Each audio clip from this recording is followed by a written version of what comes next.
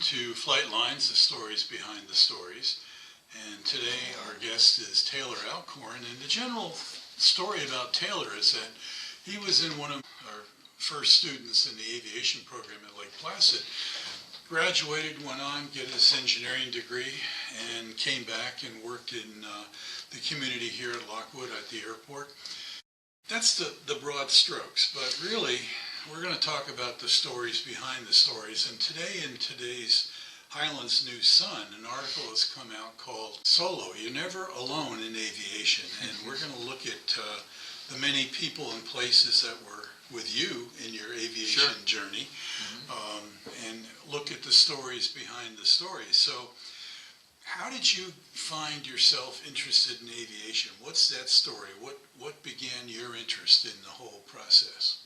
Yeah, so I think my first memories of flying or even desire to fly or look at airplanes was with my grandfather. He served in Korea, and he got a pilot's license with a GI Bill, and he actually got a commercial rating and flew for the Forestry Department and for the Sheriff's Department. Here in Florida? Here in Florida, yeah, and I believe he worked for Highlands County Sheriff's Department at one point, and I think also in Wauchula, and so he had a career in aviation. That's what his one of his main careers was, as well as a police officer.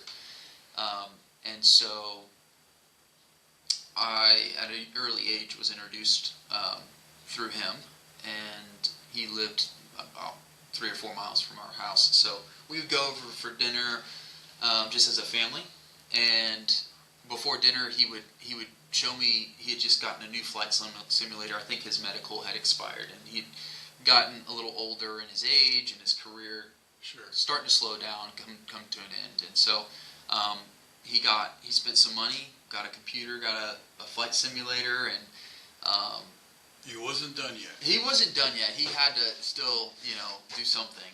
And so that's where I remember a lot of my memories come from, is from him showing me how to fly a plane through a flight simulator at a home desktop. So. And how old are you about that time? I would say anywhere between like 10 and 13 at this time. And it was pretty cool. I really enjoyed it. He taught me pretty early on, hey, watch your altitude, watch your airspeed. I remember the attitude indicator was really important to him. He was always looking at the attitude indicator. And so he would tell me, oh, go fly over to this airport, go fly over there. And he would talk about all the airports he's been to. And it wasn't until much later when I actually looked at his logbooks how many places he actually went. I should have looked at how many hours it was, but I know it was in the upper thousands. Sure. I think it was double digits too. So he had a lot of time, and he flew a lot of. He told me his favorite airplane was the Beechcraft twins. He really loved flying Beechcraft aircraft generally, but he said when they came out with the twins, he was just like, oh, they're so awesome. So wow, he had some multi-engine time too. Yeah, they are quite a popular airplane, the vintage airplane.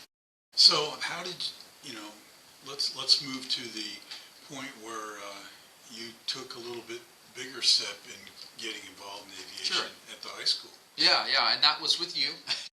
So I remember looking, I think it was my sophomore year, and looking at some of the elective classes that we had offered at Lake Placid High School.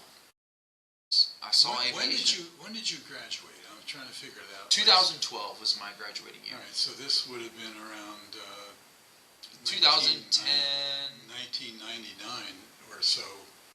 No, you said you graduated in 2012. 12, so it would have been around 1998 that you started as a sophomore. No, it was around 2010. 2010, 2009, around, I think it was. I just remember looking for all the different elective classes, and I saw your name a few times because he also taught shop, which was also cool, and drafting, which is something I think is just so cool. Those were like, obviously shop is more common, but drafting's not very common for a high school elective. And so actually I took that with you as well, which was really informative. But the one that stood out, of course, was the aviation program. And so I took that elective 2 times. So my junior and my senior year, I was in your aviation class, and it was awesome. And I remember that because you took to it so quickly with your simulator background. Yeah. I knew some things. Yeah. And then we got you involved in the Young Eagles. Yeah, that's right. Yeah, Young Eagles was a really cool. So our local EAA chapter has always been doing a really good job at trying to get the youth involved. And back then we had the Young Eagles program, and I think you had procured a old Cessna that we were going to refabric or something, or I think maybe it was a Cub.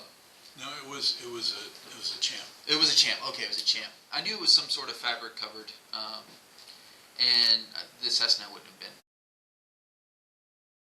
The Champ, you had a whole fuselage that needed to be covered, and so I did help, I think, initially with that, but I didn't get too involved after that. But you were responsible for kind of one of the more important things, which is my first discovery flight. Yeah, that was fun. Yeah. So, which the first time I actually was in a small, airplane. Obviously, I'd flown commercial many times before, but yeah, and I remember you taking the controls. It was a natural for you. I hope so. Yeah, you did really well with it. So, after you graduate from Lake Placid High School, what was the next step? What happened after that? So through the program, you had announced to the class, I believe this is my senior year, that there was a scholarship opportunity for some students in this program. Well, it was available for all Highlands County, but obviously you told us about it at Lake Placid, and it was to get your pilot's license. So y'all would fund half of our pilot's license, provided that we were able to secure the other half. And so, of course, I applied. Me and my classmate, Ronnie Gavani, which you should have her on a podcast. I know she's got a lot of stories, and stories behind stories. Side note, we both got the scholarship, and I did have a lot of my funds procured, I thought, in the beginning, and then so I basically ate up the scholarship pretty quickly. I think I got my initial 15 or so hours. I was going for light sport back then. It just recently come out in some regards. I guess it's a little older now, but and then the person who was going to back me kind of drop out on backing me, which was kind of a really hard thing. I did have my grandfather also say that he would pay for it if that was going to be my career. And I was very fortunate enough to have a grandfather that loved me and provided the opportunity to go to college or for me to become a commercial pilot. And so he asked me, I remember this conversation, he's like, what do you want to do? Do you want to be a engineer? Because I had talked to him about wanting to be an engineer. And he's like, you can't do both. You got to figure out one. And so I remember talking to him, and we had several conversations, and he agreed that it would be better for me to be an engineer. And so, unfortunately, those high school and my associate's degree, the first 2 years in college, I didn't get to fly much anymore. So it's kind of sad for me. And so I went to college, got my associate's degree at the local college here. And I guess it's probably good to talk about Lockwood because when I was in high school, while I was in the Aviation Academy, I had gotten a job with Lockwood Aviation Supply, working in their parts department, making parts and doing some data entry for them. Eventually, I kind of worked my way up. I did, yeah. So because the local state college that I was getting my associate's degree was here in just the northern part of our county in Avon Park. Because it was local, I was able to work and go to school at home, which was really cool. And so got my foot in the door when I was a junior in high school with Lockwood, and worked my way into being their parts shipper and receiver, and then I worked my way into the Lockwood Aircraft Corporation. There's several different corporations within one group of companies over there for liability reasons. And so then I worked my way over to Lockwood Aircraft Corporation and started manufacturing some small parts. They slowly trusted me as I got better, and as I showed that I had a little bit of skill making stuff, and worked on the fuselages upstairs, which if you haven't seen, we have a jigging process for pre-assembling the fuselage for the air camp. Right, for the air camp. And so I got involved with working upstairs and doing that, and then did some of their packing kits. So then you went to Florida State.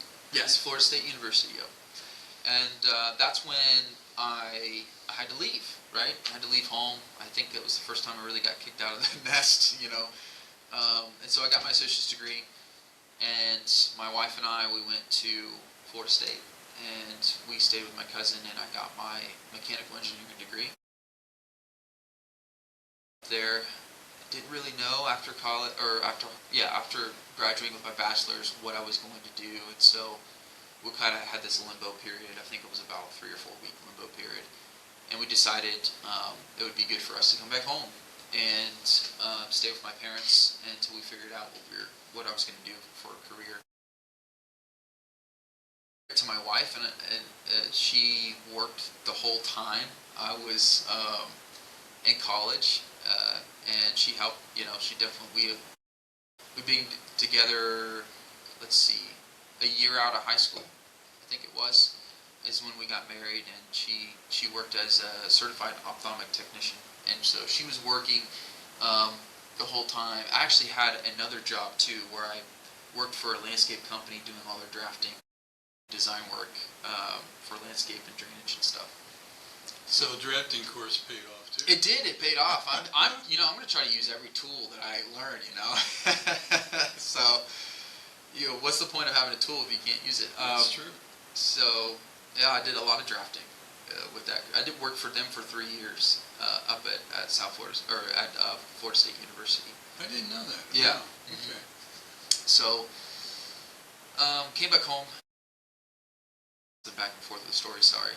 Came back home, and it wasn't until I think my old boss Tisha Lockwood saw my post on Facebook that I had graduated with a mechanical engineering degree, and she reached out to me and says, "Hey, we're looking for an engineer." Oh yeah, I knew Phil was constantly asking me about who I knew.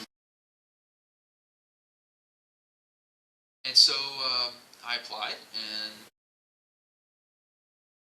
I think a lot of my prior work history with them helped. They knew me. It's like I'm a homegrown, engineer, so why not? But it was really a great opportunity. I've been there for 8 years now. Great. I've learned a lot. We've done some really cool work. You had mentioned to me once before that you were, in all the things that you were doing at Lockwood, you really wanted. Yeah, when I was working, before I got hired as an engineer, I always wanted to work over on the air campsite. And I think that's why they eventually kind of just like convinced them, hey, I want to go work upstairs in the fuselage. I want to start building stuff. So I've always had an aptitude to build and to use my hands, not just to be a desk monkey, but to really kind of just get my hands dirty. I really like Lockwood for that.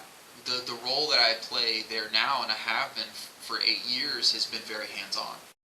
And I think that's really important, especially as a young engineer, a green engineer. A lot of us engineers get a job, and it's most often a desk job, and you sit there and you may design a part for a whole year. If you get a job at Lockheed Martin, at Boeing, at any of these big organizations, that's what you're doing. You get a cubicle and you sit there and you design maybe a part or a few parts. Lockwood, it's the opposite. You're one of two, maybe one of three people that can do design work, and so you're not just the guy behind the computer or behind the desk. You're actively You do both. you're actively getting in there and just the thing, multiple things, multiple subthings. So my first 2 years at Lockwood, I was heavily involved in the gross weight increase Gen 3 project. That's taking a 2-seat airplane and making it a 3-seat airplane. Exactly. So there was a lot of appeal in the customer market, in the customer base, to have a third seat. And there were people who were doing it before, but to be honest, like, it really ate at your useful load with the old Gen 2 air cam.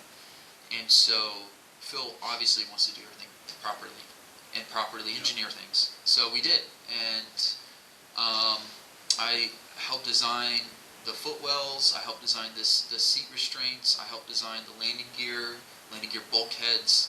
I did all the validating testing.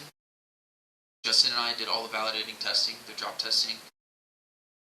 Justin is another engineer, Justin Smith, and he had been there for a year or two before. Actually, I think more than that. Well, 3 Justin's years. another product. He's another product of the Highlands County of our system. Yeah, of the aviation programs, and so we'll talk more about Justin, and you should have him on as well. No, I have him scheduled for June 8th, actually. Okay, there you go. He'll be great to talk to, and so Justin and I, we worked hand in hand getting that Gen 3 gross weight increase validated, and we did. We did drop tests. We did different things to the gear. So I had a really active role in that type of testing. Really cool stuff for a 1-2 year experienced engineer. Kind of unheard of to have that type of experience or that opportunity to Well, work. you were in, and Sure. because I think the word dynamic really fits Lockwood pretty well. Absolutely. The whole story of the air cam, of which I'm going to get Phil in, is the way he's gone about things. And you had mentioned once before when you were doing designs, the idea is, are you ready? Yeah. Very often,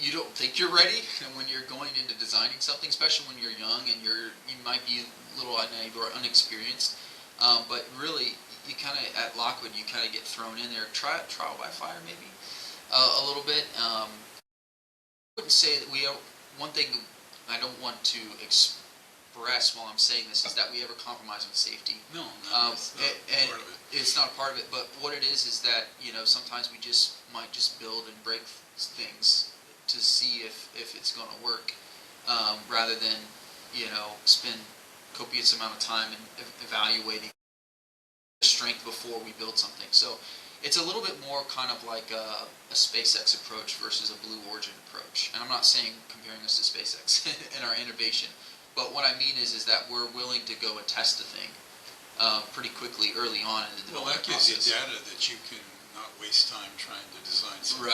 Right. It's not going to work. Right, and so yeah, the phrase is are you ready? How ready are you? And I think a lot of that has to do with some prep work and things like that. And we use the ready to emphasize, hey, you think you might be ready, but you're not really ready, until you've done a lot of different things. Yeah, I've learned that concept. Because a lot of times in my early time working, my first few years, I thought I was ready, but I really wasn't ready. Well, one of the things that I've noticed, and I've known Phil for quite a few years, is his approach. I mean, he discusses anything, but it turns into a real specific, almost engineering approach to whatever topic we're talking about. Because he is so thorough about investigates whether it's cell phones or whatever it might be, or BMWs or his nature, is very detail oriented. I think that's key. And he does have a really good engineering prowess. He's able to really kind of look at things, and I've challenged him sometimes, and very often proven wrong. Sometimes I'm right, occasionally, but it's very rare. But he really can look at something and say, I don't know if that's going to work. And it's been a really good learning process, a really good time, and I really started to grasp almost every single design um, requirements and understanding for every component on the airplane, slowly but surely, and working my way through the whole airplane as a whole, just component-wise. And so it's been really rewarding, super educational. Well, I think the other thing that eventually happened is that you did get into the air. Oh yeah, I did. Yeah, we got to talk about me finally getting my license, right? Yeah, that was something that I've always wanted, and I was so happy that I'd finally come to a place in my career. I think it was about 2 years in, 3 years in, I talked to my wife, and she gave me the go-ahead, and she says, yeah, I think you should do it. And so, luckily, I was able to fund myself this time. You know, I didn't have to rely on anybody else, and there actually was some help from Phil. He helped out. He gave me some discounted rates on some of the airplanes for rental, which I greatly appreciate. And so, which is a cool thing in itself. And I was able to get my private pilot So license. when you got your license, and I've talked to many pilots, myself included, looking back, is that getting your pilot's license changes you. Oh yeah. It has you look at things in the world and safety and preparation and planning in a whole different light. So how did it affect you? Yeah, that's definitely an interesting and true statement. Because you know you can be there and designing something, and it's not until you either build or interact with the object that you're planning on designing for that you really understand.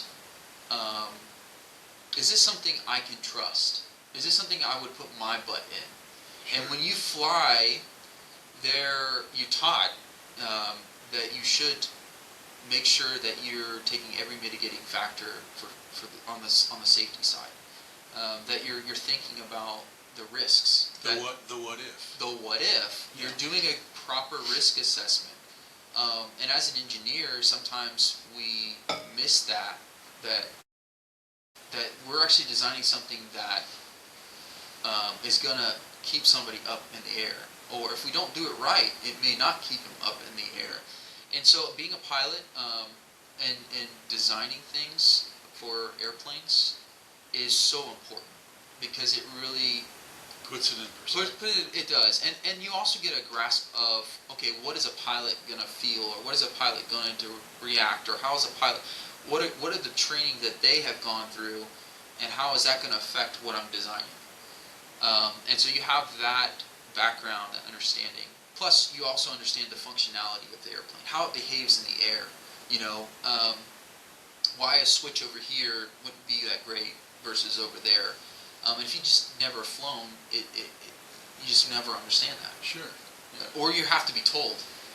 And then, so that your level of understanding increases through the roof. And then you definitely have that background of safety, you know. Well, speaking of safety, you had a rather unique experience. Yeah. Why don't you share that? Yeah, that was fun. So, I had my check ride scheduled, and my awesome CFI, Shira, has said, hey, let's schedule some flights beforehand to make sure you're ready. You're ready, Yeah. So we had scheduled out like 2 or 3 days before my check ride, and then we had one scheduled the day before my check ride. And so we went through all the different procedures. We flew as much as we could. Yeah, the check ride, folks, for those that don't understand it, is the final exam with an FAA examiner to get your license. That's right. That's the written, which you already did before that. Yep.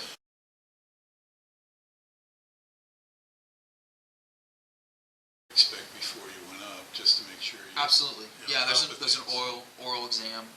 And then you go ahead and flight with the FAA examiner, and if you pass it, it's kind of like your driving test to get your driver's That's license. right. Yeah. So you were taking a flight with Shira the day before?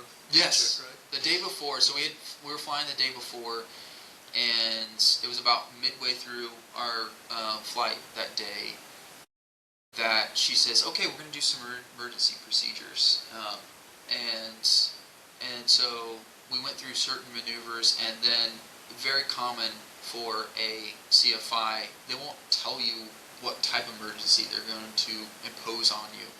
All simulated, of course. And so we had just got done doing some maneuvers and did some emergency descents and all this other stuff, and then all of a sudden she pulls power, and which basically means that she's holding the throttle and saying, "Hey, your engine's not behaving right.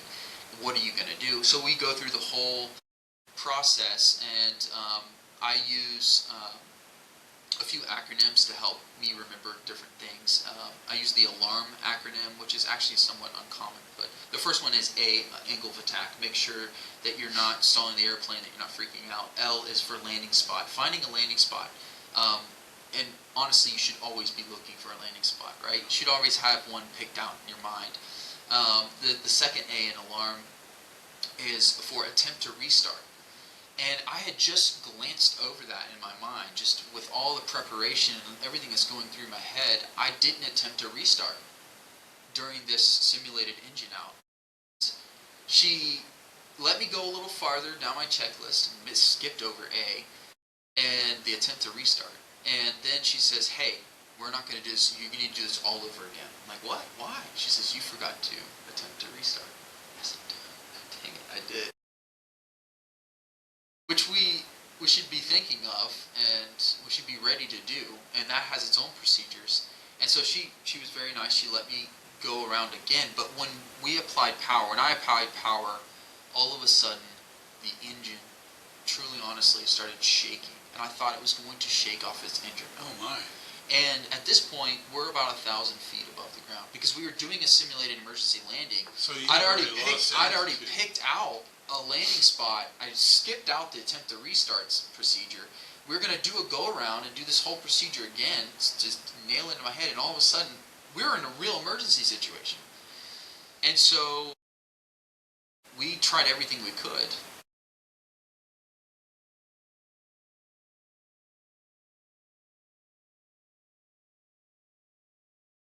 Procedures, and nothing we did, we adjusted throttle, nothing we did could get the airplane to run any smoother above idle.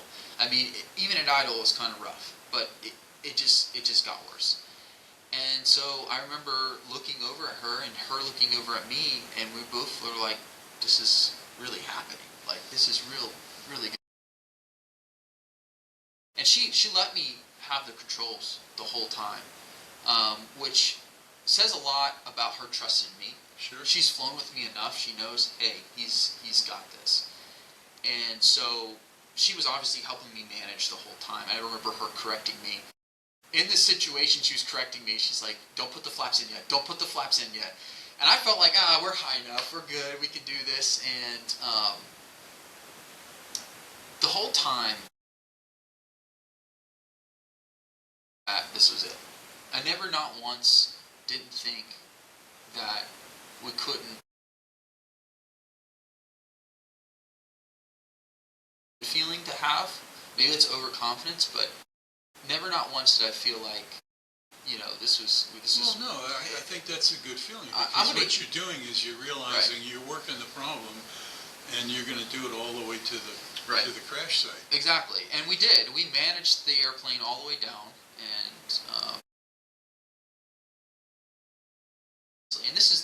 this is the God moment in my conversation, and I can't express my gratitude enough. But there could have been a lot more that happened. There could have been another field that we were over. There could have been a million different situations. There could have been no field at all, or no viable landing spot. And in this particular field, there were serious hazards. We later find out. But before we get on the ground, I don't know, this is the God moment. We haven't even landed yet, and I remember grabbing her while I'm still flying, grabbing her over her shoulder and looking over and said, "We got this." there honestly was a peace over me, and I attest this to God. I knew that we weren't going to crash. I knew that this was going to be a successful landing. And I looked over her and I just reassured her. I said, we're and we touched down and we roll to a stop, and I just get out and I'm just elated. We did everything right as far as the emergency procedure. We shut the fuel off. We shut the electrical system off. We opened the doors before we touched down. The engine had quit at this point. At some point during our descent on final, it had quit. And we got out of the airplane and just assessed where we were at. And the one thing we didn't have time for was actually 121.5, mayday. Yeah. We truly didn't have enough time. I mean, when you're 1,000 feet and you have no engine, I mean, we're talking about less than minutes, I think it was, that you're on the ground. So it really is. In your head, it lasts a lot longer than it really is. And so we made a radio call as we landed. Luckily, Miami Center heard the call, and they had a airplane that I think it was either was on an IFR flight plan or was doing flight following, and they had asked to check on us. And so we had a Cessna flying over us, circling us, and would ultimately help the law enforcement find us. The first responders come in and find us, and it was just in the middle of nowhere, just in the middle of a farmer's cow pasture. And we later learned that the path that the airplane that we took landing, first and foremost, when you land in a field, the grass is not going to be groomed. There's going to be holes. The land's not going to always be level.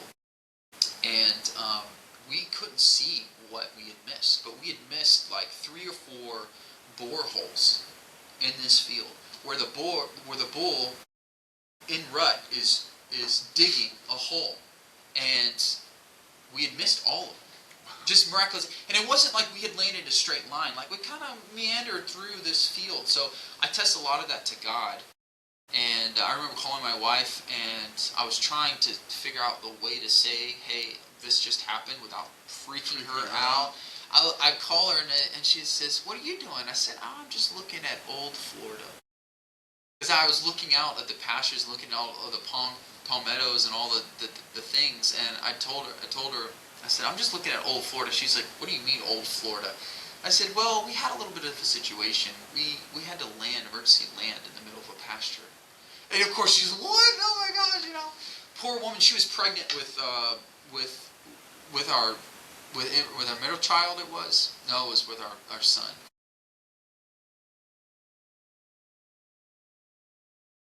So I had to reschedule my check ride. I imagine when you did do that up at Jack Brown's? It was Jack Brown's seaplane base. So it's a discipline that you develop. It is, yeah. So now that you have your license and you're at Lockwood and you're doing well, what's the next step? What do you see yourself doing? Yeah. I want to continue really sharpening all the tools in my toolkit for designing and developing airplanes. I think, obviously, when I say that, it's experimental, light support type airplanes. So I've slowly but surely, and I kind of alluded to that, have been a part of the design process for all these different components. And so my ultimate goal one day I would love to be able to design and develop my own airplane. Put all those components together. Put them all together, yeah. Things I've learned. For a new type of Taylor aircraft. Yeah, a Taylor aircraft. Yeah, exactly. Yeah. A new Taylor craft. We'll have to figure out the name on this, but that's my ultimate goal, my ultimate dream is develop it. And I have a heart for serving the Lord, and I do see myself, and I've been working in some small ministry opportunities for me. I would love to develop this airplane for the sole purpose of missions work. Sure. Well, you have a good teacher with Shira, because that. She does that, and so yeah, she's a great resource, and we've talked a lot about this. And missions work typically uses GA aircraft, and very rarely do they use smaller airplanes.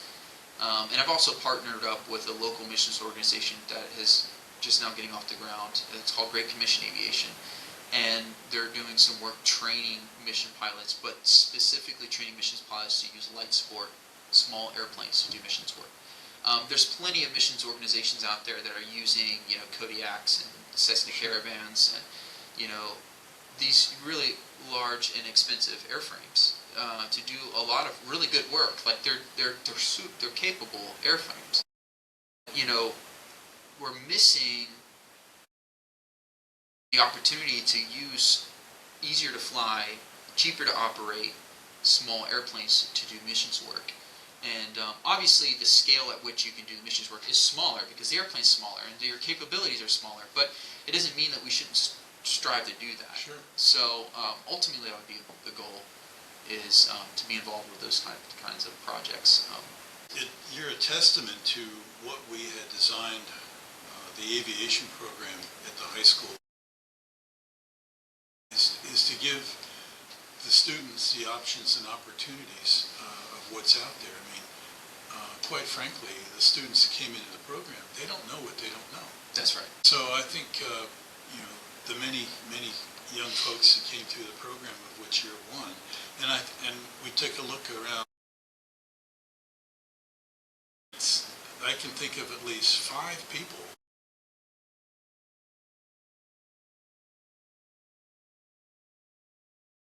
Testament, I would say, to the faithfulness of the calling that I've seen in you, in your life, that I believe the Lord has truly given you. And you've been faithful to that, and even through trials and tribulations, I know. But, that's the kind of impact a teacher can have on a student. That's the kind of impact that somebody who's willing to just take a moment to talk to a kid and give them an opportunity to experience something that they didn't even know existed. Well, I'm gonna segue here into something we kind of glanced over that I think is pretty important. When I was directing the aviation program, and we brought the whole program out here to the airport on Wednesday and Monday mornings, we started an aeronautical engineering partnership with Embry-Riddle Aeronautical University, and we're using the Fusion 360 platform as the computer program.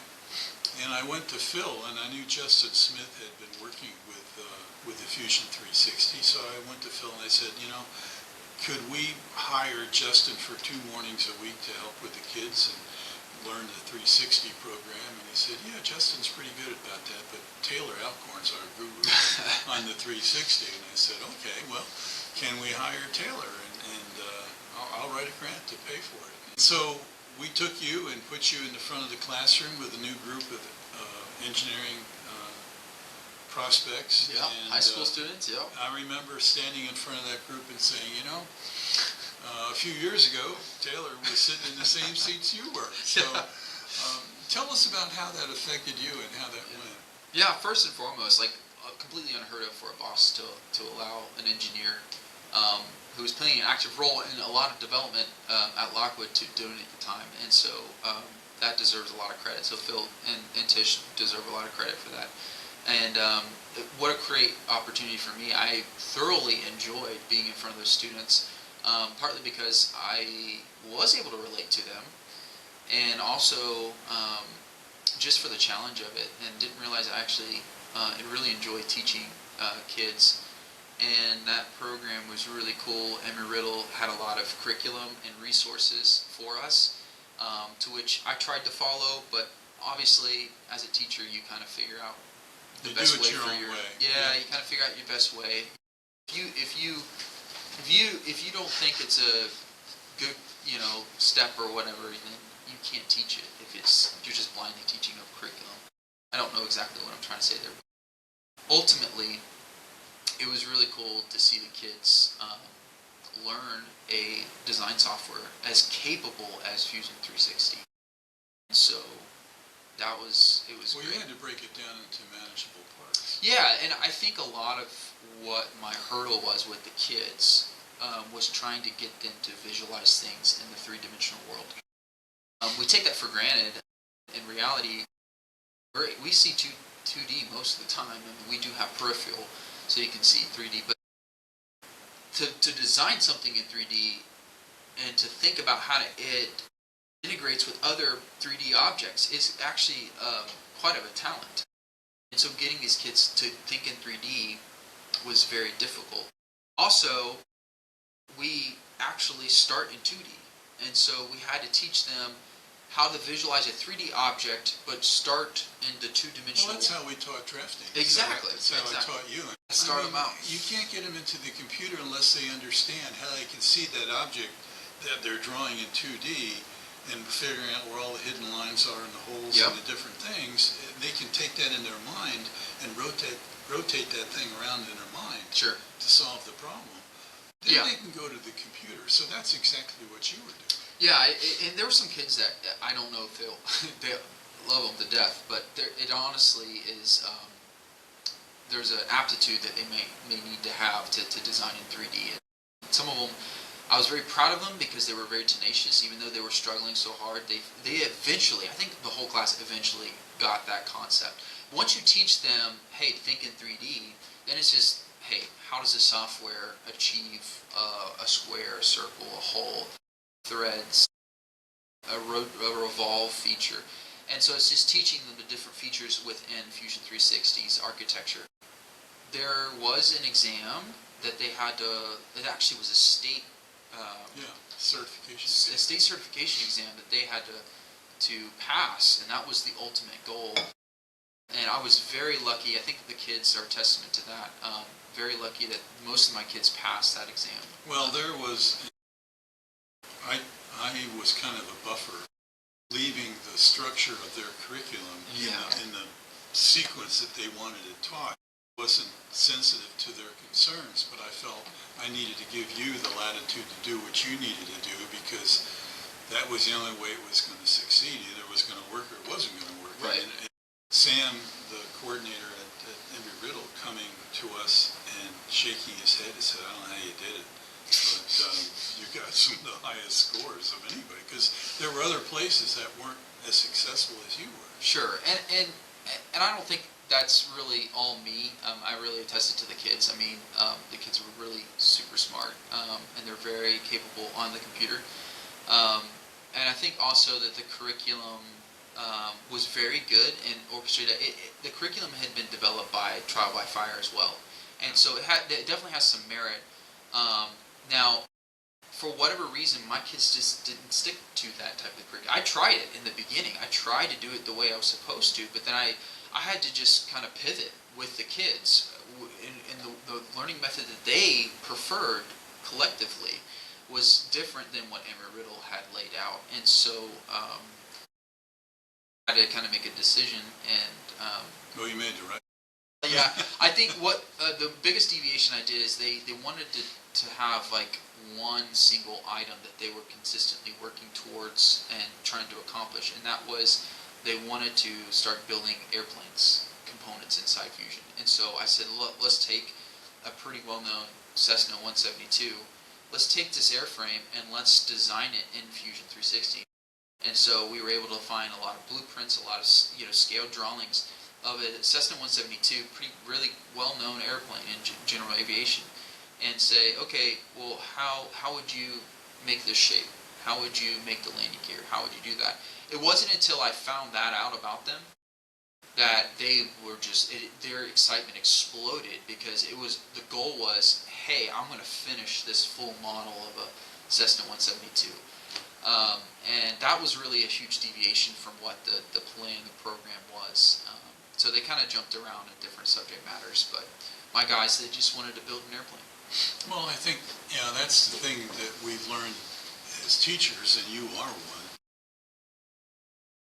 I hope some way in the future you can find a way to advance that talent, because you are a natural at it.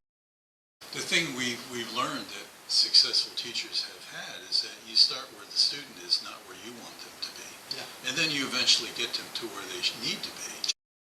But, what you were doing is you developed a skill set with the 172 project that. Yeah, exactly. And I can't tell you how many times I had to pivot in developing this program from its concept in 1998 to where it is today. Right. and it's a lot of people that, you know, I was never alone in this project either. I mean, there were hundreds of people in this process over the years, and of which you have been one key one to make it all successful. Folks, we've explored some things here over the last 45 minutes that I think are pretty special, and we're going to get back with this young man. I say young man because I'm almost 77. How old are you now? I'm 33 now. Yeah, all right. Well, almost, you know, a little less than that. There are more stories to be told as time goes on. Absolutely. And I have to share one thing. The first time I saw you, that I met you, was at the Music in the Park. Oh yeah. At the state park. Mm-hmm. And you were probably 8 or 9 years old at best, but you were on the drums with California Toe Jam and just going to town. And I said, wow, that young kid's pretty cool. He's going to be something. Well, here you are. And you are something. So. Well, thank you. I appreciate that. Taylor, thanks so much for taking the time. And, yeah, absolutely. Thank you for having me. Sorry, I blabbed it around a little bit. No, you're the one that told the story, and it's a great story. So, folks, thanks for joining us with the Flight Lines, the story behind the stories, and you all have a great day, and God bless. God bless you.